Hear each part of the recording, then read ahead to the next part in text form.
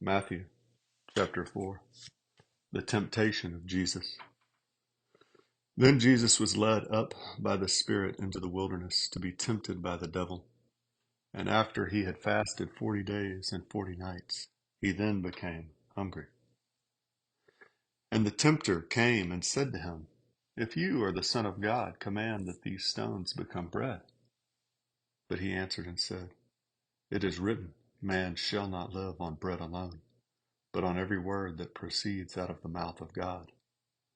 Then the devil took him into the holy city, and had him stand on the pinnacle of the temple, and said to him, "If you are the Son of God, throw yourself down, for it is written, he will command his angels concerning you, and on their hands they will bear you up, so that you will not strike your foot against a stone." Jesus said to him, "On the other hand, it is written, you shall not put the Lord your God to the test." Again the devil took him to a very high mountain, and showed him all the kingdoms of the world and their glory. And he said to him, "All these things I will give you, if you will fall down and worship me." Then Jesus said to him, "Go, Satan, for it is written, you shall worship the Lord your God and serve him only." Then the devil left him, and behold, angels came and began to minister to him. Jesus begins his ministry. Now when Jesus heard that John had been taken into custody, he withdrew into Galilee, and leaving Nazareth, he came and settled in Capernaum, which is by the sea in the region of Zebulun and Naphtali.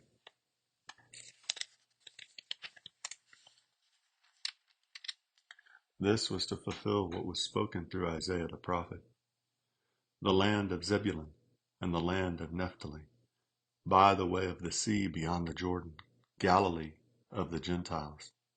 The people who were sitting in darkness saw a great light, and those who were sitting in the land and shadow of death, upon them a light dawned. From that time Jesus began to preach and say, "Repent, for the kingdom of heaven is at hand." Now as Jesus was walking by the Sea of Galilee, he saw two brothers, Simon, who was called Peter, and Andrew his brother, casting a net into the sea, for they were fishermen. And he said to them, "Follow me, and I will make you fishers of men." Immediately they left their nets and followed him. Going on from there, he saw two other brothers, James the son of Zebedee, and John his brother, in the boat with Zebedee their father, mending their nets, and he called them. Immediately they left the boat and their father and followed him.